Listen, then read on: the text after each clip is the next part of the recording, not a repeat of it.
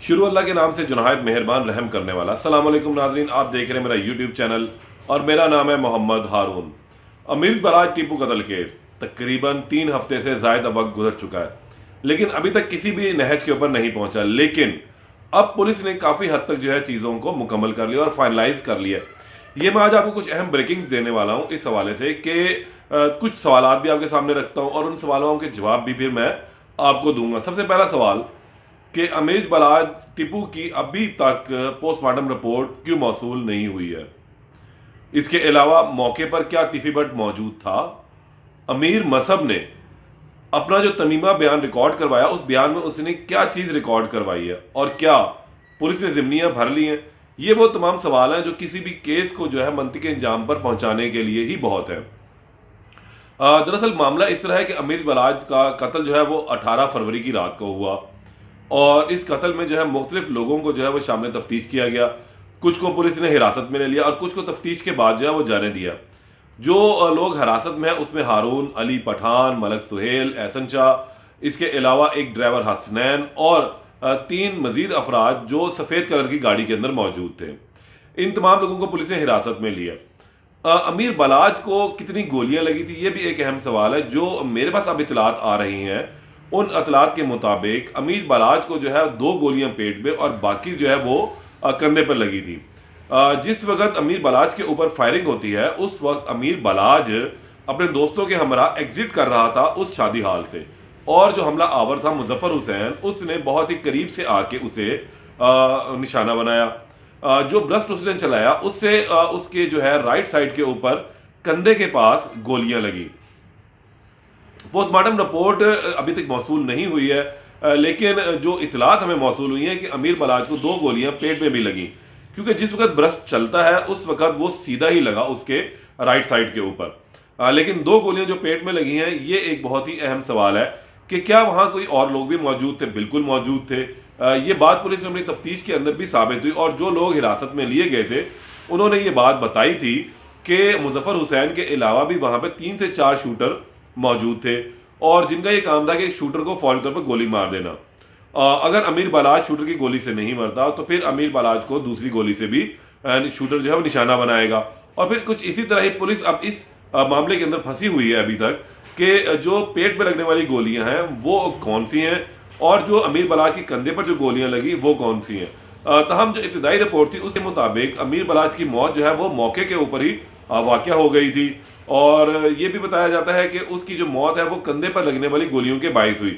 और एक अहम चीज़ ये थी कि उससे खून बहुत ज़्यादा बह गया था, इस वजह से भी जो उसकी मौत का सबब बना।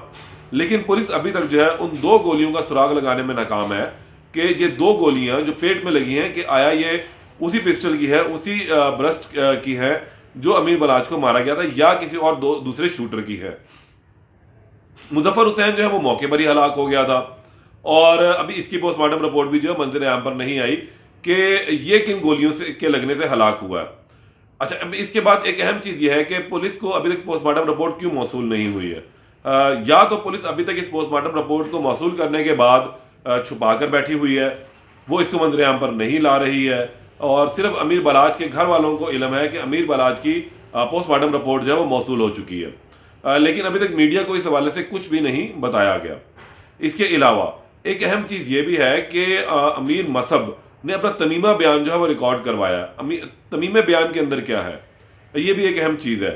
तमीमे बयान में, इससे कबल मैं जो तमीमे बयान से मुतालिक आपको बताऊं तो एक अहम चीज़ ये भी है कि जो पिछले कुछ इन्वेस्टिगेशन की गई और जो कुछ कड़ियाँ मिलाई गई उसके अंदर ये बात सामने आई कि गोगी भट्ट की बजाय तिफी भट्ट जो है इस कत्ल के अंदर बराह रास्त मुलव्वस पाया गया है और कत्ल की रात जो है वो गालबन वहाँ पर मौजूद भी था।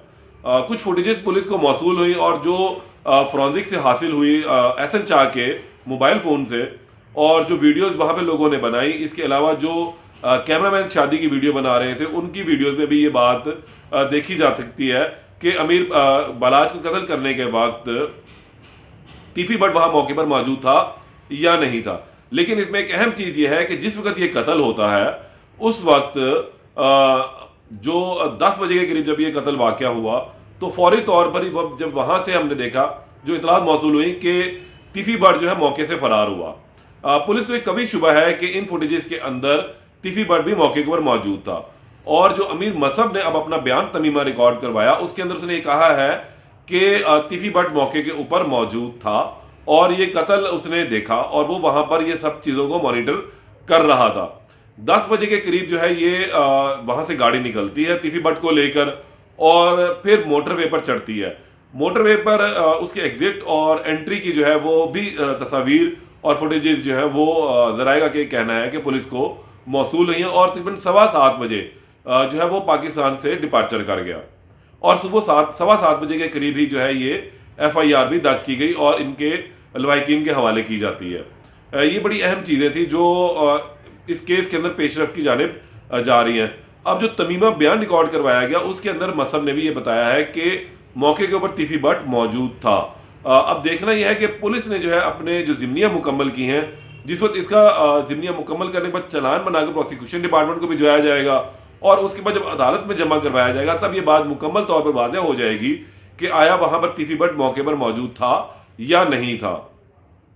प्रोसिक्यूशन डिपार्टमेंट से जिस मैंने गुज़िश्ता वीलॉग में जो प्रोसिक्यूटर जनरल पंजाब है फरहाद अली शाह, उनसे बात की थी तो उनसे ये पूछा था कि अभी तक चालान क्यों नहीं आया, ना मुकम्मल चालान जमा करवाया गया, ना ही मुकम्मल चालान जमा करवाया गया। तो उनका ये कहना था कि ये एक इंतहाई अहम केस है, बहुत हाई प्रोफाइल केस है, टेस्ट केस है ये पुलिस के लिए कि इस हवाले से पुलिस ने बहुत सारे मामला को जो वो देखना है और उसके बाद अगर इसमें कुछ देर हो भी जाती है तो कोई इतनी बड़ी बात नहीं है। अमूमी तौर पर जो चालान का वक्त है कानून के अंदर वो 14 दिन के अंदर FIR दर्ज होने के बाद जो है मुकम्मल या नामुकम्मल चालान जो है वो प्रोसिक्यूशन डिपार्टमेंट में जमा करवाना होता है और उस हवाले से पुलिस देखती है कि इस चालान में क्या खामियां हैं और अगर चालान मुकम्मल तौर पर बेहतरीन मुरतब किया गया हो तो फिर उसको वापस भिजवा दिया जाता है और कहा जाता है कि अदालत में जमा करवा दें। अगर उसमें कुछ कमी कोताही या खामियां रह जाती हैं तो वो प्रोसिक्यूशन डिपार्टमेंट उनको पूरा करता है और फिर उसके बाद जो है वो अदालत में जमा करवाया जाता है। लेकिन इस केस में थोड़ा सा हटके है कि अभी तक चालान ही जमा नहीं करवाया गया, ना ही मुकम्मल चालान और ना ही नामुकम्मल चालान। इमरान किश्वर जो इस वक्त CIA के को हेड भी कर रहे हैं, इस हवाले से भी फरहाद अली शाह ने कहा कि बहुत ही काबिल, मेहनती और फर्शनाद अफसर हैं, तो इन्हें बहुत ज़्यादा ये कभी उम्मीद है कि इस हवाले से यहाँ पर जो है एक बेहतरीन जो इन्वेस्टिगेशन है वो सामने आ सकेगी। JIT के अफसरान भी तब्दील किए गए थे। हम इन तमाम चीज़ों को देखते हुए अभी पुलिस अब इस नतीजे पर पहुंच चुकी है और जो मेरे पास इतलात आई हैं कि पुलिस ने जो है ज़िम्नियाँ मुकम्मल कर ली हैं। जिन लोगों को तफ्तीश किया गया था उनको अगले 2 से 3 रोज़ में अदालत में पेश कर दिया जाएगा और फिर इनका जिस्मानी रिमांड जो है पुलिस तलब करेगी। आला कत्ल जो है मौके से बरामद हो गया था, उसका फोरेंसिक अभी तक नहीं करवाया गया। जो गोलियों के खोल बरामद किए गए थे उनका फोरेंसिक अभी तक नहीं करवाया गया। तो ये कुछ चीज़ें अभी जो रहती हैं ये आने वाले बयानात के अंदर जो आने वाला वक्त है जब डिपार्टमेंट प्रोसिक्यूशन के अंदर चालान जमा हो जाएगा तो फिर उसके बाद इन चीज़ों को जो है पुलिस ट्रायल के अंदर पेश करेगी। जिन 3 लोगों को भी साथ रखा गया है उनमें एहसन शाह है, मलक सोहेल है और अली पठान है, हारून है। इन तमाम लोगों को जो है अब शामिल तफ्तीश करने के साथ हिरासत में भी लिया गया था और अब इन्हीं लोगों को जो है वो अदालत में पेश किया जाएगा और पुलिस फिर इनका जिस्मानी रिमांड भी तलब करेगी। ये बड़ी अहम आज के पेशरफ्त थी जो अब तक पहुंचानी बहुत ज़रूरी थी। इस केस में मजीद जो भी पेशरफ्त होगी उससे आपको आगाह करेंगे। तब तक के लिए इजाज़त दें। अल्लाह ने के बान।